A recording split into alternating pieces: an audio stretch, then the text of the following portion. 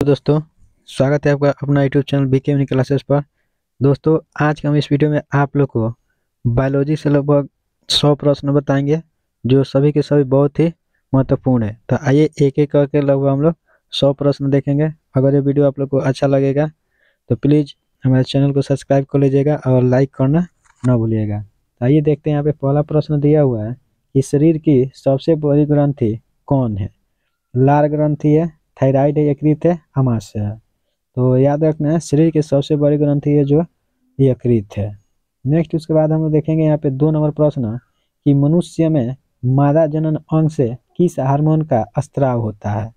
तो एस्ट्रोजन है, प्रोस्ट्रोजन है, रिलैक्सिंग है कि सभी कथन सही है। तो याद रखना है, मनुष्य में मादा जनन अंग से रिलैक्सिंग हार्मोन स्त्रावित होता है। नेक्स्ट उसके बाद 3 नंबर प्रश्न है कि मनुष्य में ऐच्छिक गतियों का नियंत्रण किसके द्वारा होता है। तो याद रखना, मनुष्य में ऐच्छिक गतियों का नियंत्रण जो है वह सेरिब्रम के द्वारा होता है। तो हमारा राइट आंसर हो जाएगा ऑप्शन नंबर फर्स्ट। नेक्स्ट प्रश्न है कि शरीर का तापक्रम कहाँ नियंत्रित होता है। बताना है कि शरीर का तापक्रम जो है कहाँ पे नियंत्रित होता है। तो याद रखना है, हाइपोथैलेमस में शरीर का तापक्रम नियंत्रित होता है। नेक्स्ट उसके बाद प्रश्न है कि अमीबा में भोजन का अंतःग्रहण किसके द्वारा होता है। तो याद रखना है, अमीबा में भोजन का अंतःग्रहण कूटपाद के माध्यम से होता है। नेक्स्ट उसके बाद प्रश्न है कि निम्न में से कौन सा एंजाइम लार में पाया जाता है। तो याद रखना है, लार में पाया जाने वाला एंजाइम जो है वह टाइलिन होता है। नेक्स्ट उसके बाद 7 नंबर प्रश्न है कि वह प्रक्रिया जिसके द्वारा श्वास ग्रहण करता है तथा छोड़ता है वह है। तो याद रखना है, उसे हम लोग क्या कहते हैं, श्वास कहते हैं लोग। नेक्स्ट उसके बाद है 8 नंबर प्रश्न कि ऊर्जा उत्पादन के लिए कोशिका प्रायः किसका उपयोग करता है। अमीनो अम्ल, ग्लूकोज, वसा, सुक्रोज। तो याद रखना, ऊर्जा उत्पादन के लिए कोशिका जो है वह ग्लूकोज का उपयोग करता है। नेक्स्ट उसके बाद है 9 नंबर प्रश्न कि किस अभिक्रिया द्वारा पौधा में ऑक्सीजन बाहरी वातावरण से कोशिकाओं में पहुंचता है। किण्वन के द्वारा, विसरण के द्वारा, दहन के द्वारा, प्रकाश संश्लेषण के द्वारा। तो याद रखना है, विसरण के द्वारा पहुंचता है। नेक्स्ट उसके बाद 10 नंबर प्रश्न है कि खाद्य पदार्थों का पौधा में हस्तांतरण का मुख्य रूप कौन सा है। तो याद रखना है, सुक्रोज है। नेक्स्ट उसके बाद 12 नंबर प्रश्न कि एक स्वस्थ मनुष्य का रक्तचाप होता है। बताना है कि एक स्वस्थ मनुष्य का रक्तचाप जो होता है वह क्या होता है। तो याद रखना, 120 से 80 होता है। नेक्स्ट उसके बाद प्रश्न है कि मनुष्य के मस्तिष्क की सबसे बाहरी झिल्ली है। बताना है कि मनुष्य के शरीर के मस्तिष्क की सबसे बाहरी झिल्ली जो है उसे हम लोग क्या कहते हैं लोग। तो आपको इसको कमेंट करके बताना है कि मनुष्य के मस्तिष्क की सबसे बाहरी झिल्ली जो है उसे हम लोग क्या कहते हैं लोग। ठीक है। नेक्स्ट उसके बाद प्रश्न है कि मनुष्य के सूंघने की क्षमता को नियंत्रित करता है। बताना है कि मनुष्य के सूंघने की क्षमता को कौन नियंत्रित करता है। तो याद रखना है, इसका राइट आंसर हो जाएगा ऑप्शन नंबर बी। नेक्स्ट उसके बाद प्रश्न है कि मनुष्य में बुद्धि एवं चतुराई का केंद्र है। तो याद रखना है, मनुष्य में बुद्धि और चतुराई का केंद्र जो है उसे हम लोग सेरिब्रम कहते हैं लोग। नेक्स्ट उसके बाद प्रश्न है कि मनुष्य में ग्लूकोज की मात्रा नियंत्रित रहता है। तो याद रखना है, इसका राइट आंसर हो जाएगा इंसुलिन के कारण। ठीक है, रक्त में ग्लूकोज की मात्रा जो है इंसुलिन के कारण नियंत्रित रहता है। नेक्स्ट उसके बाद प्रश्न है 17 नंबर कि ऑक्सीजन जो है वह क्या है। तो याद रखना, ऑक्सीजन जो है वह एक प्रकार के एंजाइम है। नेक्स्ट 18 नंबर प्रश्न है कि जैव प्रक्रम के अंतर्गत कौन आता है। बताना है कि जैव प्रक्रम के अंतर्गत कौन आता है। तो याद रखना है, पोषण भी आता है, उत्सर्जन भी आता है, श्वसन भी आता है। तो राइट आंसर हो जाएगा ऑप्शन नंबर डी। नेक्स्ट उसके बाद प्रश्न है 19 नंबर कि गोबर छाता किसके अंतर्गत आता है। परजीवी, स्वपोषी, मृतजीवी, प्रासंगिक। तो याद रखना, गोबर छाता जो है वह मृतजीवी के अंतर्गत आता है। नेक्स्ट उसके बाद प्रश्न नंबर 20 है कि वायुमंडल में सामान्यतः CO2 पाया जाता है। तो याद रखना है, वायुमंडल में CO2 जो है वह 0.03% पाया जाता है। नेक्स्ट उसके बाद प्रश्न है 21 नंबर कि छाया में पनपने वाले पौधा को क्या कहते हैं लोग। तो याद रखना, छाया में पनपने वाला पौधा जो है उसे हम लोग सियोकाइटस कहते हैं लोग। नेक्स्ट उसके बाद 22 नंबर प्रश्न है कि मनुष्य में मुख्य श्वसन अंग क्या है। बताना है कि मनुष्य में मुख्य श्वसन अंग क्या है। फेफड़ा है, नाक है, ट्रेकिया के क्लोम है। तो याद रखना मनुष्य में श्वसन का मुख्य अंग जो है उसे हम लोग फेफड़ा कहते हैं लोग। ठीक है। नेक्स्ट उसके बाद प्रश्न है 23 नंबर कि निम्न में से कौन सी बीमारी श्वसन तंत्र से संबंधित है। डायरिया है कि टीबी है कि निमोनिया है कि बी और सी दोनों है। तो याद रखना है बी और सी दोनों ही जो है डायरिया और टीबी और निमोनिया श्वसन तंत्र से संबंधित बीमारी है। नेक्स्ट प्रश्न है कि उच्च रक्तचाप की अवस्था को क्या कहते हैं। तो याद रखना उच्च रक्तचाप की अवस्था जो है उसे हम लोग हाइपरटेंशन कहते हैं लोग। नेक्स्ट उसके बाद 25 नंबर प्रश्न है कि मछलियों में उत्सर्जित पदार्थ क्या है। बताना है कि मछलियों में उत्सर्जित पदार्थ क्या है। तो याद रखना है अमोनिया जो है मछलियों में उत्सर्जित पदार्थ होता है। नेक्स्ट उसके बाद 26 नंबर प्रश्न है कि पौधों में आवश्यकता से अधिक जल किस प्रक्रिया द्वारा बाहर निकलता है। तो याद रखना वाष्प उत्सर्जन के द्वारा पौधा में अत्यधिक मात्रा में जो जल होता है वह बाहर निकलता है। नेक्स्ट प्रश्न है कि निम्न में से किसे प्रकाश संश्लेषी अंग कहते हैं लोग। तो याद रखना है पत्ती को प्रकाश संश्लेषी का मुख्य अंग कहा जाता है। नेक्स्ट उसके बाद है 28 नंबर प्रश्न कि पौधा में गैसों का आदान प्रदान के लिए रहता है। तो याद रखना है पौधों में गैसों के आदान प्रदान के लिए रंध्र होता है। नेक्स्ट उसके बाद 29 नंबर प्रश्न है कि फेफड़ा का आकार होता है। बताना है कि फेफड़ा जो है वह कैसा होता है। तो याद रखना फेफड़ा का आकार शंक्वाकार होता है। नेक्स्ट उसके बाद है 25 क्वेश्चन नंबर 30 कि भोजन का पाचन किस प्रकार की अभिक्रिया है। तो याद रखना है भोजन का पाचन जो है वह उपचयन अभिक्रिया होता है। नेक्स्ट उसके बाद 31 नंबर प्रश्न है कि हार्मोन शब्द का नामकरण किसने किया था। तो याद रखना है बेलिस और स्टार्लिंग जो थे उन्हीं के द्वारा हार्मोन शब्द का नामकरण किया गया था। नेक्स्ट है कि पृथक्करण का नियम किसने दिया था। बताना है कि पृथक्करण का नियम किसके द्वारा दिया गया था। तो मेंडल के द्वारा पृथक्करण का नियम दिया गया था। नेक्स्ट उसके बाद प्रश्न है 33 नंबर जीव विज्ञान शब्द का प्रयोग सर्वप्रथम किसने किया। तो याद रखना है जीव विज्ञान शब्द जो है उसका प्रयोग सर्वप्रथम लेमार्क और टेबिनेरस के द्वारा किया गया था। तो हमारा राइट आंसर हो जाएगा ऑप्शन नंबर फर्स्ट। नेक्स्ट प्रश्न है कि जीव विज्ञान के जनक के नाम से जाने जाते हैं। बताना है कि जीव विज्ञान के जनक के नाम से किसको जाना जाता है। तो अरस्तु को जीव विज्ञान के जनक के नाम से जाना जाता है। नेक्स्ट उसके बाद प्रश्न है कि वनस्पति विज्ञान के जनक के नाम से किसको जाना जाता है। तो थियोफ्रेटस जो है उनको हम लोग वनस्पति विज्ञान के जनक के रूप में जानते हैं लोग। नेक्स्ट उसके बाद प्रश्न है कि बोटनी शब्द की उत्पत्ति किस भाषा के शब्द से हुई है। तो याद रखना है ग्रीक भाषा से हुई है। नेक्स्ट उसके बाद 37वां प्रश्न है कि फाइकोलॉजी में किसका अध्ययन किया जाता है। तो याद रखना है फाइकोलॉजी में शैवाल का अध्ययन किया जाता है। नेक्स्ट उसके बाद प्रश्न है कि पर्यावरण का अध्ययन जीव विज्ञान की किस शाखा के अंतर्गत किया जाता है। तो याद रखना है पारिस्थितिकी।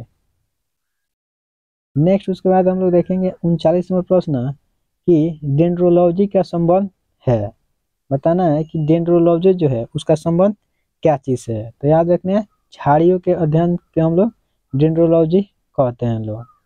नेक्स्ट उसके बाद 40 नंबर प्रश्न है कि पुष्पों का अध्ययन कहलाता है। बताना है कि पुष्पों का अध्ययन जो है उसे हम लोग क्या कहते हैं लोग। तो एंथ्रोलॉजी कहते हैं लोग। नेक्स्ट उसके बाद प्रश्न है 41 नंबर कि वनस्पति संवर्धन में संबंधित विज्ञान की शाखा को कहते हैं। तो याद रखना है वनस्पति संवर्धन से संबंधित जो विज्ञान है उसे हम लोग हॉर्टिकल्चर कहते हैं लोग। नेक्स्ट उसके बाद है प्रश्न नंबर 42 कि एस्प्रोमोलॉजी में किसका अध्ययन किया जाता है। तो याद रखना है बीज का अध्ययन एस्प्रोमोलॉजी में किया जाता है। नेक्स्ट उसके बाद 43वां प्रश्न है कि एग्रो एस्ट्रोलॉजी में किसका अध्ययन किया जाता है। तो याद रखना है एग्रो एस्ट्रोलॉजी जो है उसमें हम लोग घास का अध्ययन करते हैं लोग। नेक्स्ट उसके बाद प्रश्न है कि पीडोलॉजी में किसका अध्ययन किया जाता है। तो याद रखना पीडोलॉजी जो है उसमें हम लोग भूमि का अध्ययन करते हैं लोग। नेक्स्ट है 45 नंबर प्रश्न कि पौधों को नाम देने वाले विज्ञान कहलाता है। बताना है कि पौधा के नाम देने वाले विज्ञान जो है उसे हम लोग क्या कहते हैं लोग। तो याद रखना है वर्गकी कहते हैं लोग। नेक्स्ट उसके बाद प्रश्न है कि निम्नलिखित में से किसे वर्गकी का पिता कहा जाता है। तो याद रखना लिनियस को वर्गकी का पिता कहा जाता है। नेक्स्ट उसके बाद 47 नंबर प्रश्न है सूक्ष्म जीव मिलते हैं।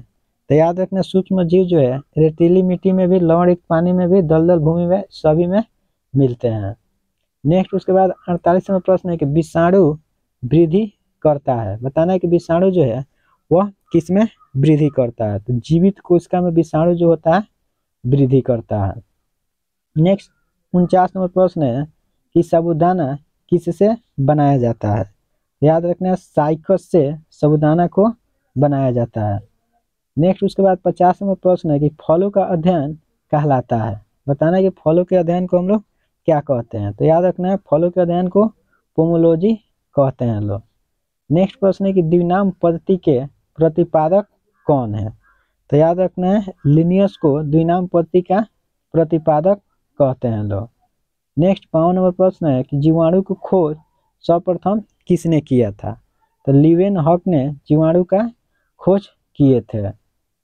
नेक्स्ट उसके बाद प्रश्न है कि जिन पौधों पर बीज बनता है किंतु पुष्प नहीं लगता है उसे हम लोग क्या कहते हैं लोग। तो अनावृति बीज कहते हैं लोग। नेक्स्ट उसके बाद प्रश्न है कि जीवाणुओं की साधारण आकृति क्या होती है। तो याद रखना है छड़ रूपी होती है। नेक्स्ट उसके बाद 55 नंबर प्रश्न है कि जो जीवाणु आकार में सबसे छोटे होते हैं उसे कहते हैं। तो याद रखना है जो जीवाणु आकार में सबसे छोटा होता है उसे हम लोग गुलाणु के नाम से जानते हैं लोग। नेक्स्ट प्रश्न है कि निम्नलिखित में से कौन सा रोग बैक्टीरिया से होता है। बताना है कि इसमें बैक्टीरिया से होने वाला रोग कौन है। तो तपेदिक जो होता है वो बैक्टीरिया से होने वाला रोग होता है। नेक्स्ट प्रश्न है कि मानव के आंत में पाया जाने वाला जीवाणु है। तो याद रखना है एशेरिचिया कोलाई जो है वह मानव के आंत में पाया जाने वाला जीवाणु होता है। नेक्स्ट उसके बाद हम लोग देखेंगे 58 नंबर प्रश्न कि एंटीबायोटिक अधिकांश पाया जाता है। बताना है कि एंटीबायोटिक जो है अधिकांश कहाँ पाया जाता है। तो जीवाणुओं में एंटीबायोटिक्स जो होता है अत्यधिक पाया जाता है। नेक्स्ट उसके बाद प्रश्न है कि निम्न में से सबसे छोटा जीव है। बताना है कि निम्न में से सबसे छोटा जीव कौन है। तो याद रखना माइक्रोप्लाज्मा जो है वह सबसे छोटा जीव है। नेक्स्ट उसके बाद प्रश्न है 60 नंबर कि निम्नलिखित में से कौन सा रोग जीवाणु के कारण होता है। तो याद रखना है हैजा जो है वह जीवाणु के कारण होने वाला रोग है। नेक्स्ट उसके बाद प्रश्न है कि निम्नलिखित में से किसके द्वारा दूध खाटा होता है। तो याद रखना है दूध जो है वो बैक्टीरिया के द्वारा खाटा होता है। नेक्स्ट उसके बाद हम लोग प्रश्न देखेंगे कि निम्नलिखित में से कौन सा रोग जीवाणु संक्रमक के कारण होता है। तो याद रखना कुष्ठ रोग जो है वह जीवाणु के संक्रमण के कारण होता है। नेक्स्ट उसके बाद 63 नंबर प्रश्न है कि सर्वप्रथम जीवाणु की खोज किसके द्वारा किया गया था। तो यूनो एस्कॉर्वी जो थे उन्हीं के द्वारा जीवाणु का खोज सबसे पहले किया गया था। नेक्स्ट उसके बाद है 64 नंबर प्रश्न चेचक के लिए टीके का विकास किया था। तो याद रखना है चेचक के लिए टीका का विकास जो है एडवर्ड जेनर के द्वारा किया गया था। नेक्स्ट उसके बाद 65 नंबर प्रश्न है कि दूध से दही जमने का कारण है। तो याद रखना है लैक्टोबैसिलस जो है उसी के कारण दूध से दही बनता है। नेक्स्ट उसके बाद प्रश्न है कि निम्न में से कौन स्वपोषी होता है। तो याद रखना है शैवाल जो है वह स्वपोषी है, मतलब अपना भोजन स्वयं बनाता है। नेक्स्ट उसके बाद 67 नंबर प्रश्न है कि टीका रोग किसमें होता है। बताना है कि टीका रोग जो है वह किसमें होता है। तो याद रखना मूंगफली में टीका रोग होता है। नेक्स्ट उसके बाद 68 नंबर प्रश्न HIV द्वारा होने वाला रोग है। बताना है कि HIV के द्वारा होने वाला रोग कौन है। तो याद रखना आतशक जो है वह HIV के द्वारा होने वाला रोग है। नेक्स्ट उसके बाद नेक्स्ट प्रश्न है कि निम्नलिखित में से कौन सा रोग विषाणु के कारण होता है। तो याद रखना चेचक जो है वह भी विषाणु के कारण होता है।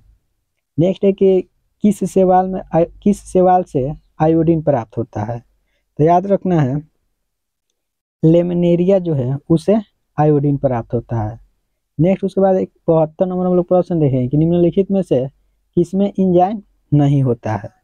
तो याद रखना है इसका राइट आंसर हो जाएगा ऑप्शन नंबर ए, विषाणु जो होता है उसमें एंजाइम नहीं होता है।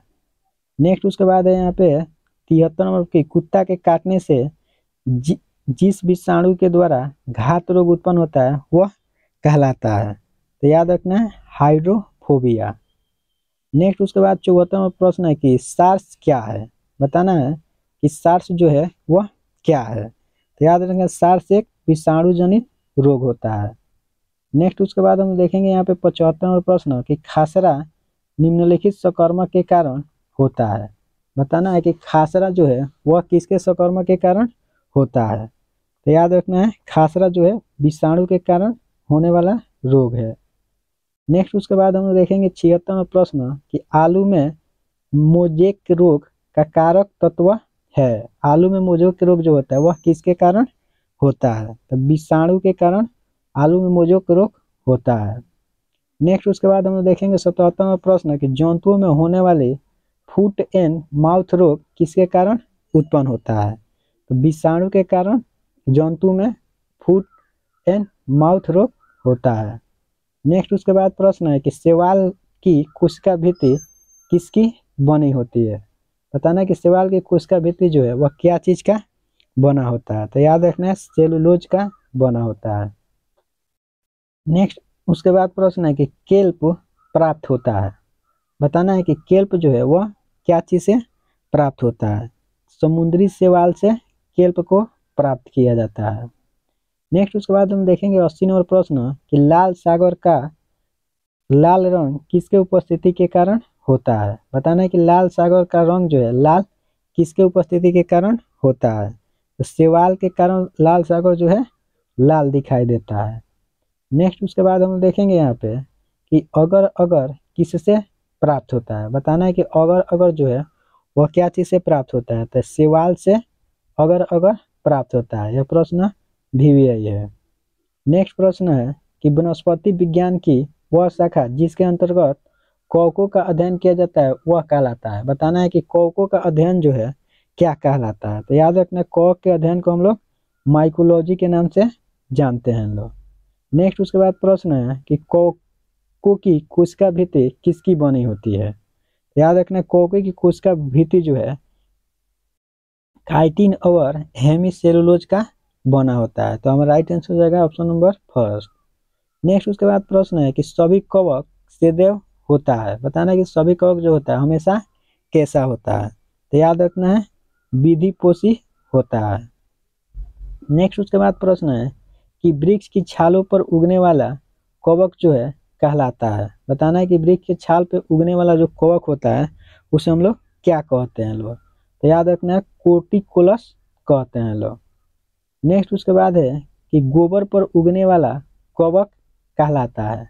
बताना है कि गोबर पर उगने वाला कवक जो है उसे हम लोग क्या कहते हैं लोग? तो याद रखना है क्रोपोफिल्स जो है उसे गोबर पर उगने वाला कवक जो होता है उसे हम लोग क्रोपोफिल्स कहते हैं लोग। नेक्स्ट है निम्न में से किसमें क्लोरोफिल नहीं होता है? बताना है कि किसमें क्लोरोफिल नहीं होता है? तो याद रखना कवक जो होता है उसमें क्लोरोफिल नहीं होता है, ये बाकी तीनों में होता है। नेक्स्ट उसके बाद 88 नंबर प्रश्न है कि खाली चट्टानों पर उगने वाले लाइकोन को क्या कहते हैं लोग? बताना है कि खाली चट्टान पर उगने वाला लाइकेन जो होता है उसे हम लोग क्या कहते हैं लोग? तो याद रखना है सेक्सिकोलस कहते हैं लोग। नेक्स्ट उसके बाद प्रश्न है कि जापान में लोग किस लाइकेन के सब्जी के रूप में उपयोग करते हैं लोग? तो याद रखना है इंडोकार्पन जो है इसका उपयोग जापान में लोग सब्जी के रूप में करता है लोग। नेक्स्ट 91 नंबर प्रश्न है कि बीजों की प्रकृति किसमें उत्पन्न हुई? तो याद रखना बीजों की प्रकृति जो है वह टेरिडोफाइटस में उत्पन्न हुई थी। नेक्स्ट उसके बाद हम लोग देखेंगे यहाँ पे 92 नंबर प्रश्न है कि एजोला एक है? बताना है कि एजोला जो है वह क्या है? तो याद रखना है जलीय फर्न है। नेक्स्ट उसके बाद प्रश्न है कि निम्नलिखित में से किसे जैव उर्वरक के रूप में प्रयोग किया जाता है। बताना है किसका उपयोग हम लोग जैव उर्वरक के रूप में करते हैं लोग। तो याद रखना एजोला का उपयोग जो है हम लोग जैव उर्वरक के रूप में करते हैं लोग। नेक्स्ट उसके बाद प्रश्न है कि सबसे अधिक क्रोमोसोम किसमें पाया जाता है।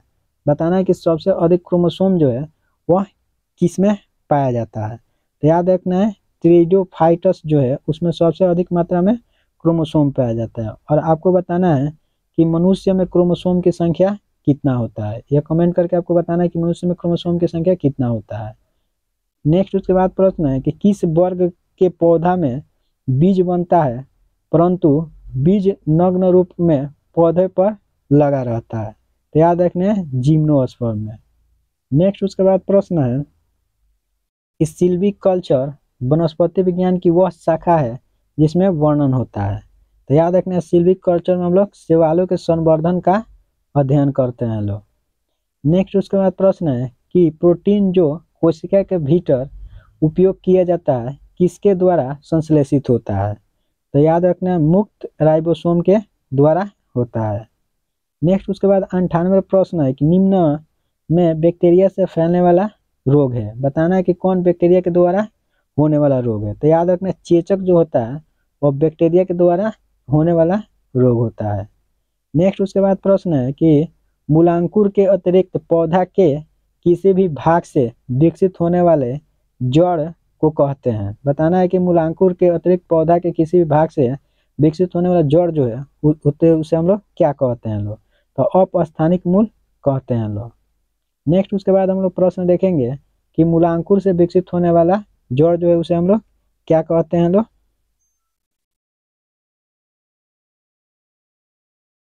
मूलांकुर से विकसित होने वाला जड़ जो है उसे हम लोग क्या कहते हैं लोग। तो याद रखना है उसे हम लोग मूसला जड़ कहते हैं लोग। तो दोस्तों अगर ये वीडियो आप लोग को अच्छा लगा है तो प्लीज़ हमारे बीके यूनिक क्लासेस को सब्सक्राइब कर लीजिए ताकि ऐसे वीडियो का नोटिफिकेशन सबसे पहले आपके पास पहुंचे। मिलते हैं कल ऐसे ही 100 प्रश्न को लेकर।